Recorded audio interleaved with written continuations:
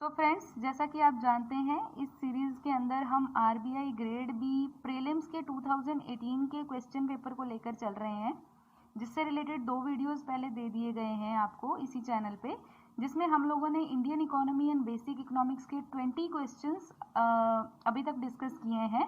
10 question एक video में, फिर 10 क्वेश्चन उसके बाद वाले वीडियो में। इस वीडियो में भी हम next 10 question Indian economy and basic economics से रिलेटेड डिस्कस करने वाले हैं। तो चलिए आइए शुरू करते हैं। हमारा आज का फर्स्ट क्वेश्चन है, the headquarter of organisation of economic cooperation and development OECD is in which of the following 5 options.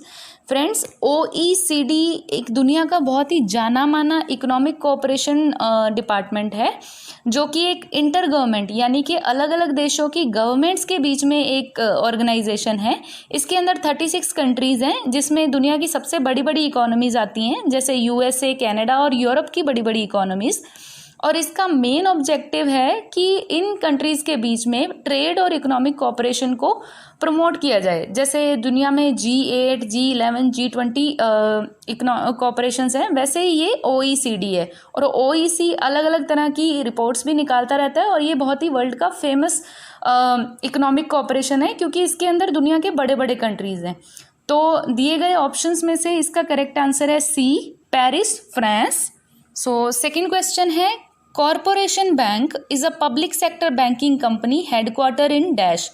तो कॉरपोरेशन बैंक हम लोगों में से कईयों ने सुना भी होगा कि ये एक पब्लिक सेक्टर बैंक है, और इसका हेडक्वार्टर है मैंगलुरु में। मैंगलुरु एक सिटी है in Karnataka, which is a state in South India. Next question है, what is the minimum amount required to open an account under Sukanya Samriddhi Yojana. तो सबसे पहले देख लेते हैं कि ये सुकन्या समृद्धि योजना है क्या। जैसा कि नाम से ही हमें पता चल रहा है, सुकन्या शब्द भारत में लड़कियों के लिए इस्तेमाल किया जाता है।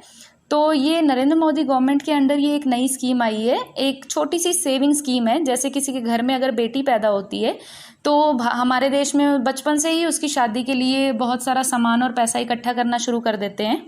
और उसी तरह की तरीके की एक स्कीम है, जिसके अंदर आप थोड़े से पैसे हर महीने अपनी बच्ची के नाम पे इन्वेस्ट कर सकते हो, और उसके बड़े होने पर वो पैसा आपको इकट्ठा एक कंसोलिडेटेड अमाउंट में, जितना भी आपने जब जब जमा किया था उसके ऊपर विद इंटरेस्ट आपको मिल जाता है।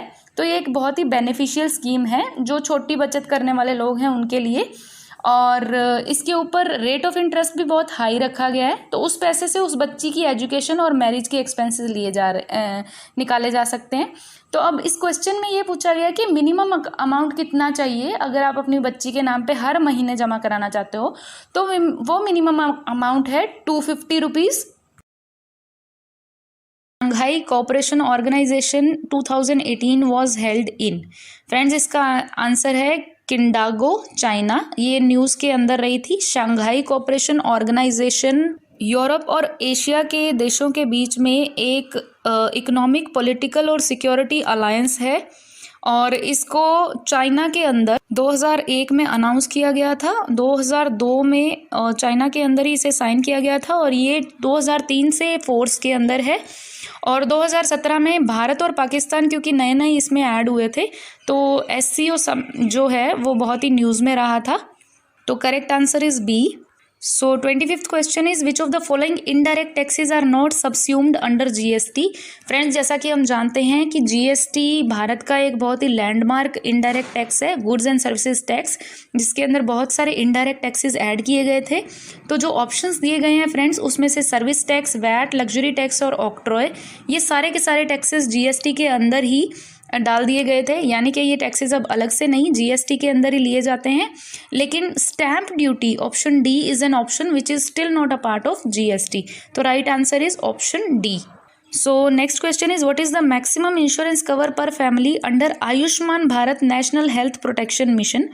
फ्रेंड्स, जैसा कि हम जानते हैं कि Ayushman Bharat national health protection mission दुनिया के सबसे बड़े हेल्थ प्रोटेक्शन मिशन के अंदर है, जो कि भारत के अंदर 10 करोड़ गरीब फैमिली को कवर करेगी। और इसके अंदर जो इंश्योरेंस कवरेज है, जो कि केवल सेकेंडरी और तृतीय हॉस्पिटलाइजेशन केयर के लिए दी जाती है, और इसकी मैक्सिमम अमाउंट जो होती है वो 5 लाख होती है।